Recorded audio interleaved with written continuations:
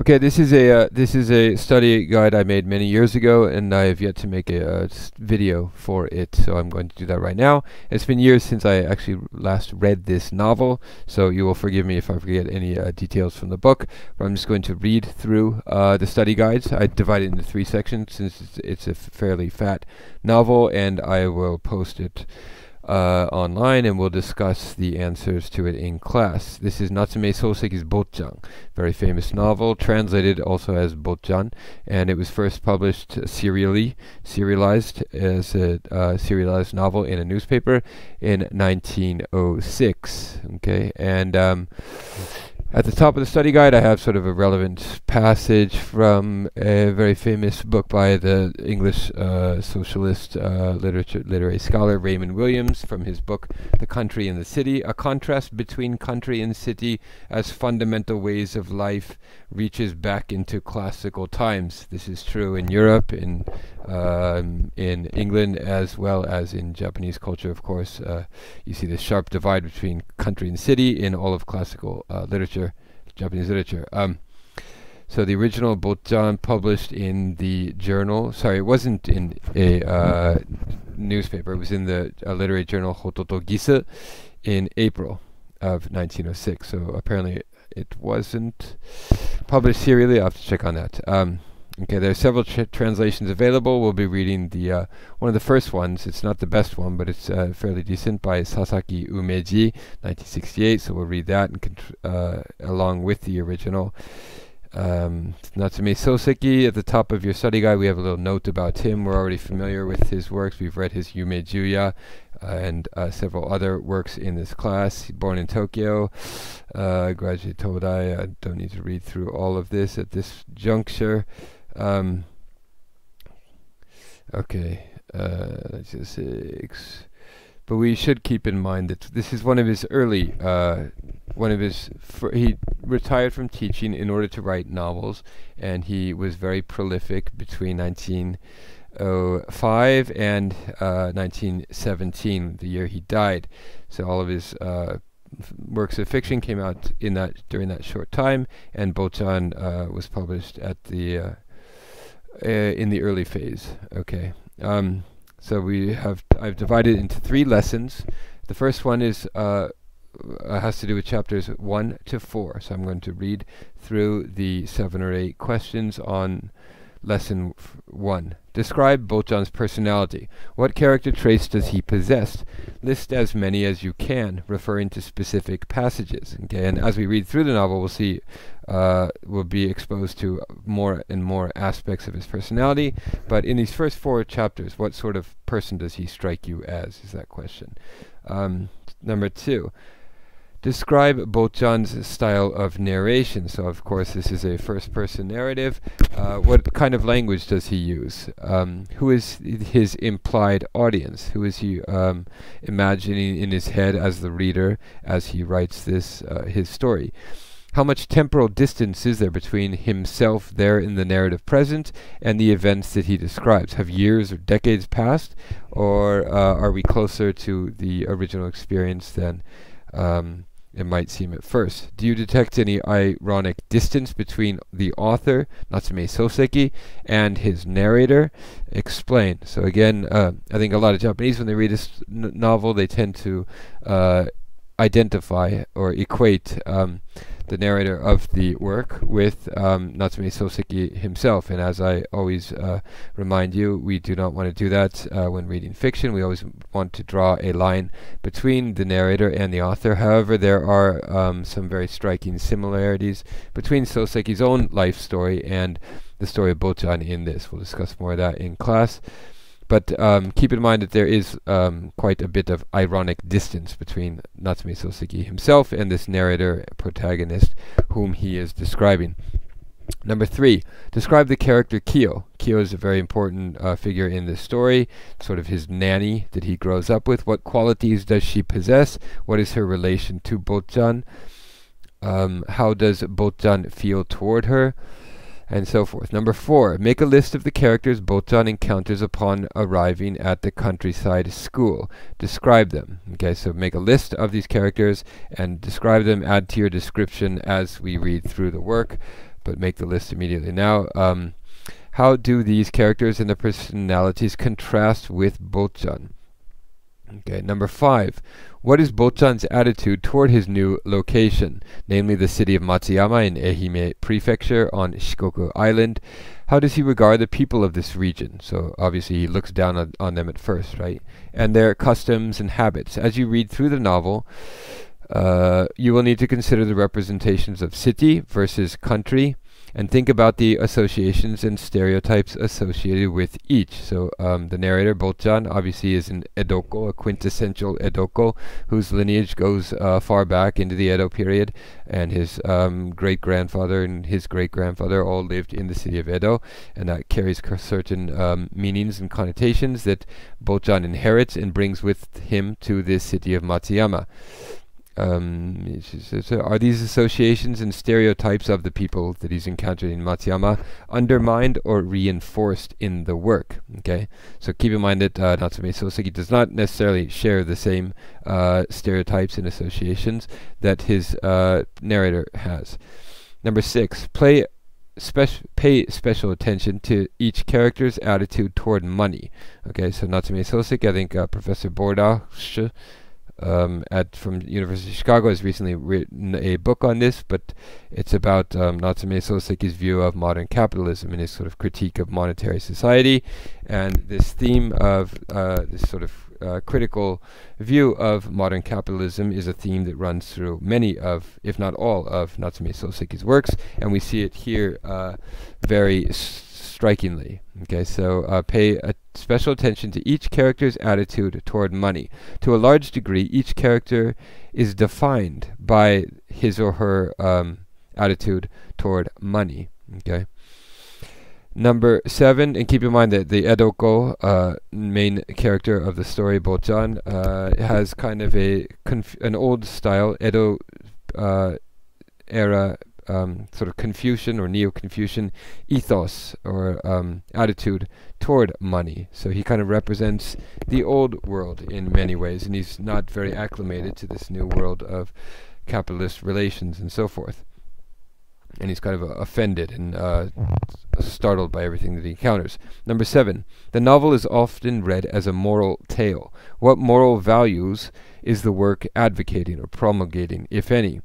You will need to think about this as you read through the work. Okay, so answer those questions to the best of your ability after reading the first 4 chapters. Okay, here's lesson 2 now. Let me pause it real quick here.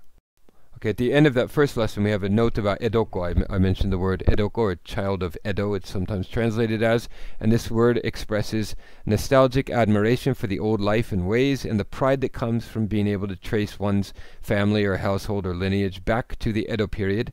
And you will remember that the Edo period, of course, began in 1603 and lasted until the 1868 with the advent of the Meiji period, and from possessing a certain quality that sets one apart from people born in the provinces. The word Edoko is said to have made its first appearance in 1771 in a sendyu, or a kind of humorous body poem, and the poem was as follows: Edoko no waranji o haku rangashisa. The gist of the poem, a commentary on the Edoko character and behavior, is that Edoko are noisy even when they are wearing straw sandals, which aren't supposed to make much noise. These cantankerous townsfolk were supposedly so impatient that they were unwilling even to take the time to tie the cords of their sandals, so their approach was heralded by a noisy flapping sound. Okay, that note about the origin of this term Edoko is from a professor at Meijiro University. I have his name listed there in your study guide. Okay, on to lesson number 2. This has to do with chapters 5 to 11. Okay, so I'll go through the questions here and we'll discuss them in class as we read chapters 5 to 11. Is Botchan a reliable narrator? Underline reliable narrator. This is of course a key term, shindai dekiru katarite, key term that we have discussed in previous stories. Is he a reliable narrator? In other words, is his vision of the world compelling? Does it resonate? Does it draw us in? Are we convinced, and do we by what he says, and do we find ourselves believing what he has to say. Number 2, consider the other characters in the story. Are they round characters? Underline this term as well, round character as opposed to flat characters. These are two literary terms that often appear when people are writing about fiction. Are they round characters, or are they more like characters of katagimono literature of the Edo period, whose characters are kind of notoriously flat characters? Okay, so do these characters have naimensei? Do they have sort of interiority? Do they have complexity? Do they have contradictions in their behavior? Or are they simply flat caricatures that are kind of inherited archetypes from previous modes of literature? Number 3, although a light-hearted and comical work, there are dark elements in this story. Identify and explain them. Number 4, describe Botchan's personality and how your perception of his personality evolves as we read this story. Are you noticing a gap between how he presents himself and how he is or might be in reality? So is there some level where he's kind of engaging in self-deception, or are there parts of his own personality that he's unable to see, but we are able to see? Explain. Number 5, describe Botchan's style of narration. This is kind of an extension of the question from the first lesson. To do this, you will need to consult the original. Okay, so again, look at the original, see what kind of language he uses. Is he speaking in kind of a vernacular slang that people of the that Edokos might have used in 1906, or is he writing in the sort of new official national language known as Genbun Ichi? What sort of language does he employ? Who is his implied audience? How much temporal distance is there? So these are very. Did you notice any? All right, we had that question on the last one. Let's see. Okay, and the next question is also appeared on the first lesson, so we can skip over that. It's again about Botchan's relationship with Kyo, his nanny. In what context or situations is she recalled? Okay, so whenever Botchan runs into trouble, I think he recalls Kyo as a kind of maternal figure, and he remembers his relationship with her, and this kind of puts his mind at ease. What do these passages reveal about Botchan and his relationship with Kyo? Number 7, discuss the two rival camps that are beginning to form. What differentiates the two camps? Along what lines are they drawn? Okay, so at the end we'll see this big conflagration between the two camps, and they kind of get into a fist fight, I think it was, at the very end of the story, but they start to form into these camps around in this middle section of the novel. Describe them, and along what lines are these two camps drawn and separated. Number 8, discuss Botchan's notion of money and indebtedness. Okay, so I think in the original, it's been years since I read this in the original, but onnikiru is an important sort of old Confucian idea that appears, and just a regular phrase still used often today as kind of, I am greatly indebted to you, I owe you one kind of thing. Onnikiru appears in this novel many times, and this idea of indebtedness is very central to Botchan's sort of old Confucian ethos and sense of morality. And consider this especially within the context of Botchan's relationships with Kyo, his old nanny, and with Hotta. So the character Hotta is one of the other central characters in the story. Number 9, is Botchan a fool? How reliable a narrator is he? We've already discussed that. Is his worldview compelling and consistent with reality? Does it resonate with us? Does it draw us in? To what extent is Botchan aware of his own shortcomings? Is he capable of objective self-assessment, of mental, emotional, or spiritual growth? Or is he kind of just stuck in the old ways of the past and unable to sort of get on in the modern world? Okay, number 10. Discuss the character Hotta. What is his role in the story? Discuss also Koga, the green squash, I think is the translation of this character. What's his role in the story? Number 11, Botchan's philosophy is to be honest and straightforward no matter what the costs may be. Is Botchan living up to his own motto?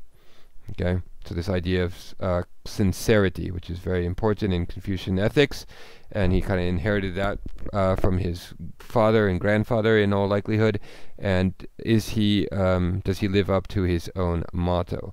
Number 12. In his essay Bunmei Kaika to Bunmei Hihyo, the very famous critic Eto Jun, who's also a famous scholar of specialist in the literature of Natsume Sōseki, critic Eto Jun wrote that the major writers of the Meiji period, Natsume Sōseki, Futabachi Shimei, Moriogai, Nagai Kafu, and so forth, were primarily Bunmei Hihyoka critics. Okay, so critics of the Meiji so-called Bunmei, or Enlightenment. Okay, so the great writers of the Meiji period are not people who are championing and celebrating this move away from the darkness of the past into the light of modernity, but on the contrary, they are very critical of this new ideology of Bunmei, of the Enlightenment, Westernization, the move toward a capitalist society, and so forth. In what ways might we read this work, Botchan, as an example of Bunmei Hihyo literature? Okay, so this is a very thick question, and you'll probably not be able to answer it sufficiently in a single short answer, so you might want to take this and expand it into a full essay and write your final end of semester essay on this issue. Can we read this story as an example of Bunmei Hihyo? If so, how? Number 13. What does Botchan mean when he says that he and Hotta are heaven-commissioned chastisers? Okay, so they're kind of, they come from Tien, as you remember from our readings in Confucian literature, is a very important sort of notion in Confucian ethics, and Botchan often refers to Tien and how morality kind of comes from, it's mandated by heaven, and he refers to his own kind of mission here in this countryside village as a chastiser of evil, right? Who must exact revenge upon Red Shirt and the clown. Okay, so this relates to the next question as well. How does this idea of kanzen chowaku, which is very central in Edo period literature and Confucian ideas, Confucian ethics and morality, how does this idea of kanzen chowaku appear and function in this story? Is Botchan and his kind of self-understanding as somebody who has come into this village in order to set things right, is Natsume Soseki kind of parodying this genre of literature that you often find in the Edo past? All right, and then 3 more questions from this lesson, and then we'll move on to the final one. But let me take a quick break. Question number 15 now. Is Botchan a Bildungsroman?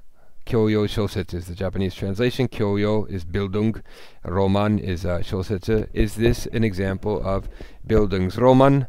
And you'll remember from previous episode that Bildungsroman is a novel that traces the sort of development or the education or the spiritual or physical or intellectual growth of the protagonist. So do we see Botchan growing and maturing in this story?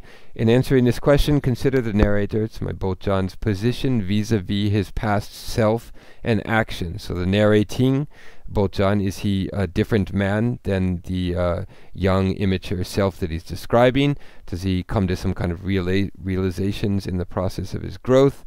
Does the narrating Botchan strike us as any more mature than the narrated Botchan? Does he reflect upon his past behavior from a more mature, either intellectually or emotionally, standpoint? Does he show a capacity for objective self-reflection, for critical judgment regarding his past actions, and so forth? This question, too, is fairly dense and could be expanded into an essay if you want to write your final essay on this. Question number 16. According to Ogai's narrator in Vita Sexualis, which we've already read in this class as well, all narratives are attempts at self-justification or self-vindication. Okay, jiko seito ka is the word that Moriogai uses in that novel. All narratives, Ogai's narrator says all stories, all narratives are attempts at self-vindication. Can the same be said about Botchan's story? If so, was he successful in vindicating himself? Was he successful in justifying his own actions? Explain. And number 17, might Botchan be read as a parody of the naturalist or the Shizen Shugi, Shizen Ha group's confessional novels? which were just becoming popular around this time. Remember the first I novel, the Watashi Shousetsu, as a kind of discourse, as a genre. The term came into use in the 1920s, but it was applied retroactively to work starting around this time in 1906, 1907 with Tayama Katai's Futon is often cited as the first Watashi Shousetsu, but the kind of mode of writing is in the air at the time when Natsume Sōseki is writing this story. Is he kind of parodying or mocking this new fashion among writers? If so, was he successful? Explain. And the final question is a genre exercise. To what extent does Botchan conform to the definition of the picaresque? Okay, so the picaresque is another genre of fiction that we'll want to keep in mind as we read this novel. And what is the picaresque? I have a short explanation there at the end of the study guide. It's a kind of realistic fiction originating in 16th century Spain, written in plain colloquial language, focused around a kind of anti-hero. A picaro is the Spanish word, whose rambling narrative of loosely connected episodes, rather than a kind of plot. Barry Lyndon, I don't know if any of you have seen the film by Kubrick, Barry Lyndon, based on Thackeray's novel, is a kind of excellent example of the picaresque, and we see kind of affinities with that work here in Botchan. And Natsume Soseki, of course, had studied English literature when he was in London, and after he returned to Japan, and was no doubt familiar with the novels of Thackeray. And we might want to compare Botchan with Thackeray's works in class in more detail. The picaroon's descriptions satirize society, which is definitely something we see here. He often exploits the society, common autobiographical misfortunes. Okay, there's a very long description of the he's irrepressibly independent, which is obviously a characteristic that we see in Botchan.